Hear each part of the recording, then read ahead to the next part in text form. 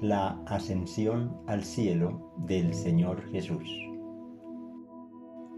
Este es el último gran acontecimiento de la obra salvadora del Señor Jesucristo.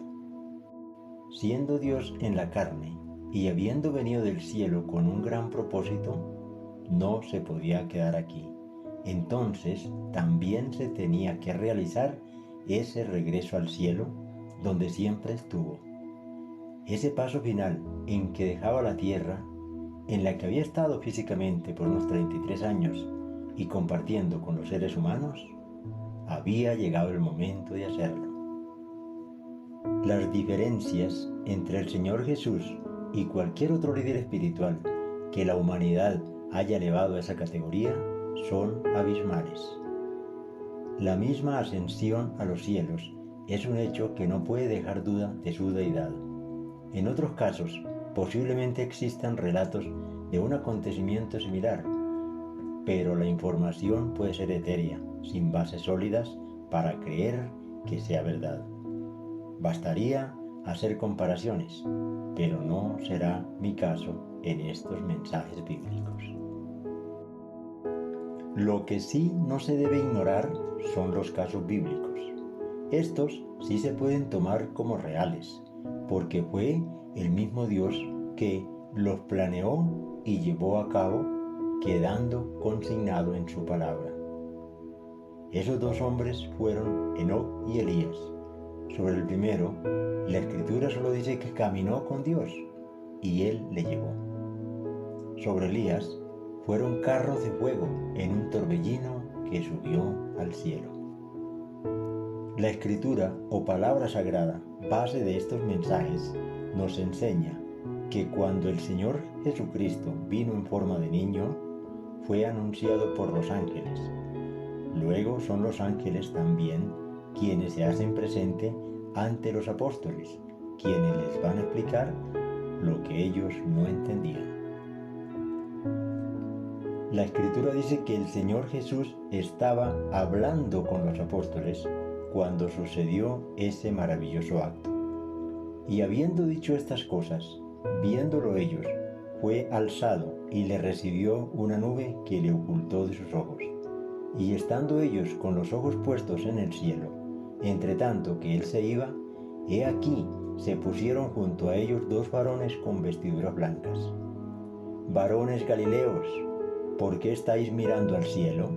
Este mismo Jesús, que ha sido tomado de vosotros al cielo, así vendrá como le habéis visto ir al cielo. Con esta explicación, aquellos hombres entendieron que el paso del Señor Jesucristo por la tierra había terminado. Con la ascensión al cielo, su maestro demostraba ser quien tantas veces dio a entender quién era él. Cuando el Señor Jesús les hablaba de que nadie había subido al cielo, sino el que había descendido del cielo, sus discípulos no lo entendieron, pero ahora lo comprobaban. Él había hablado de un futuro cercano, que en ese momento se estaba cumpliendo. Debió pasar el tiempo suficiente para que lo entendieran y vieran que esto también formaba parte de un plan divino, una profecía anunciada. La humanidad tiene la frase, basada en una ley física, que todo lo que sube tiene que bajar, pero con el Señor Jesús se dio totalmente lo contrario. Él bajó del cielo, entonces tendría que subir nuevamente a Él. ¿Cuándo se haría esto? Al cumplir todo el plan diseñado en el cielo desde antes de la fundación del mundo.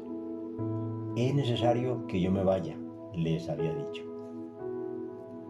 Las palabras del Señor Jesús en la cruz antes de entregar su espíritu fueron: todo está consumado.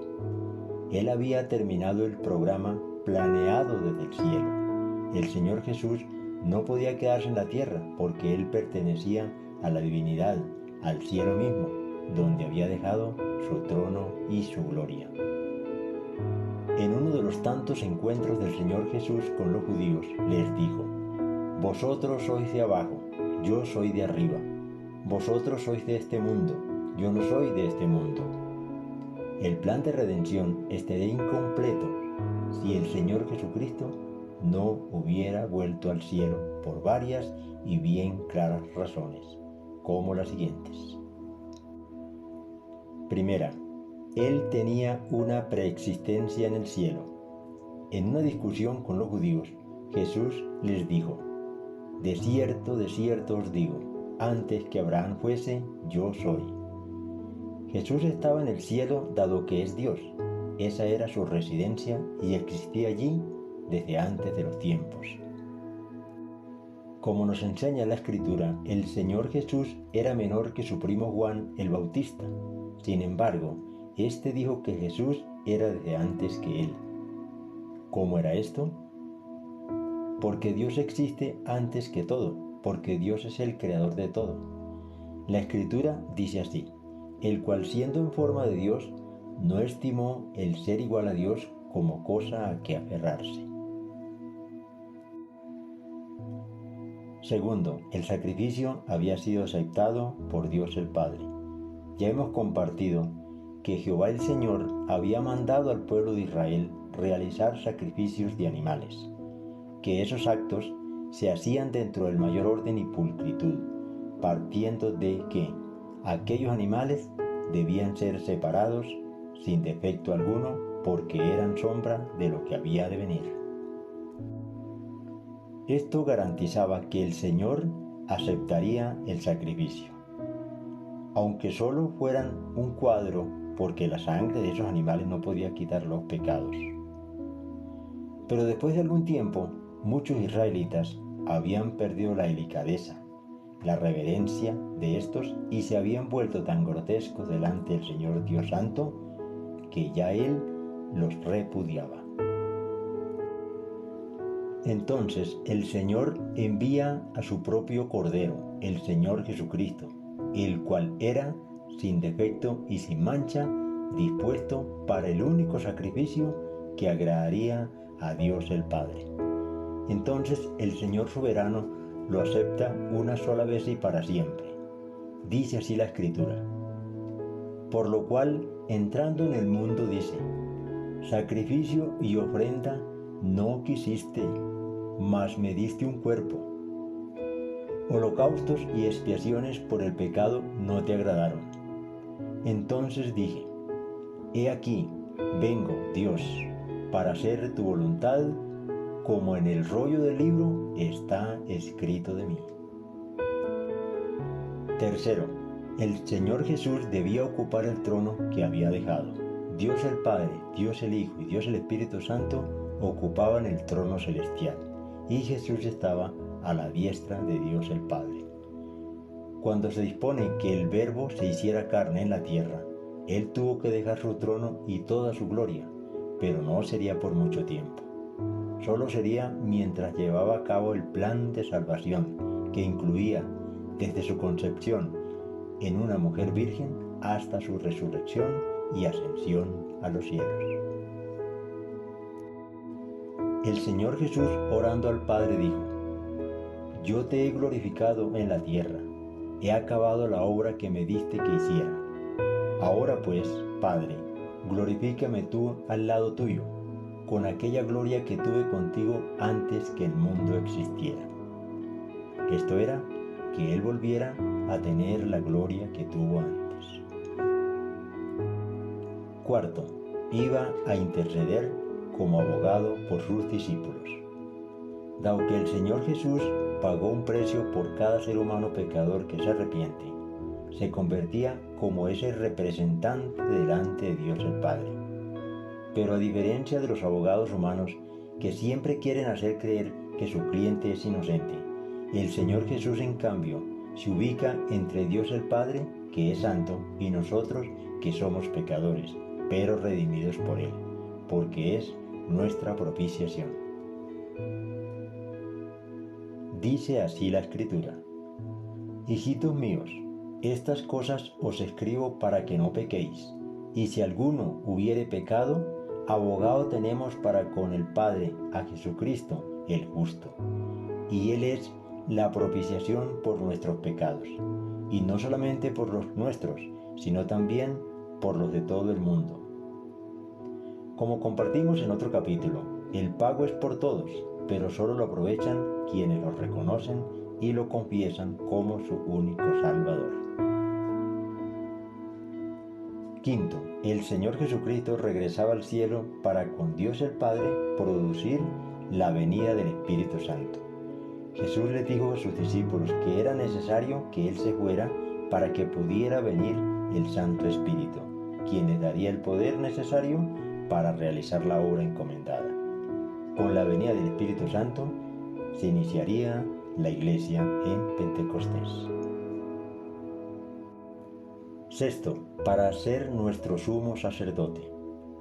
Por eso puede también salvar perpetuamente a los que por Él se acercan a Dios, viviendo siempre para interceder por ellos. Tal sumo sacerdote nos convenía, santo, inocente, sin mancha, apartado de los pecadores y hecho más sublime que los cielos, que no tiene necesidad cada día, como aquellos sumos sacerdotes, de ofrecer primero sacrificios por sus propios pecados y luego por los del pueblo, porque esto lo hizo una vez para siempre, ofreciéndose a sí mismo. Séptimo, también iba a preparar la morada para todos sus seguidores cuando dejaran este mundo. La Escritura dice así: no se turbe vuestro corazón, ¿creéis en Dios? Creed también en mí. En la casa de mi Padre muchas moradas hay.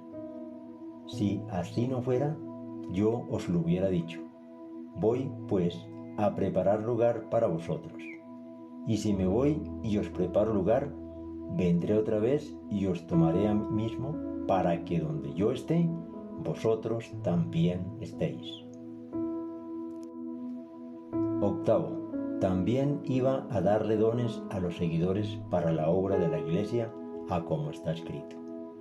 Y él mismo constituyó a unos apóstoles, a otros profetas, a otros evangelistas, a otros pastores y maestros, a fin de perfeccionar a los santos para la obra del ministerio, para la edificación del cuerpo de Cristo, hasta que todos lleguemos a la unidad de la fe y del conocimiento del Hijo de Dios, al hombre perfecto, a la medida de la estatura de la plenitud de Cristo. Conclusión. Observemos lo siguiente.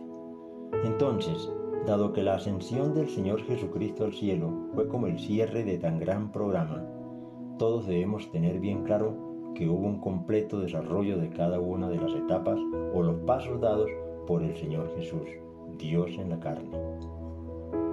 Entonces, el Señor Jesús sí estuvo en la tierra, pero regresó al cielo. Por lo tanto, no se quedó en el pesebre, ni como niño ni como joven, ni en el suelo las veces que se cayó con el madero, mucho menos derrotado expresando lástima, ni mucho menos colgado en la cruz, ni en la tumba, tampoco está con una corona de espinas. Por eso es que no se le debe representar en ninguna de esas etapas, porque todas fueron superadas en victoria. De ahí porque el Dios eterno y soberano prohíbe en su palabra elaborar imágenes y adorarlas o rendirles culto de quien ya está en gloria y majestad. Fueron pasos que Él dio en la tierra, pero que ahora está en un cuerpo glorificado en el cielo a la diestra de Dios el Padre. Lo único que tiene allí para recordar son las huellas de los clavos en sus manos y pies y la herida en su costado.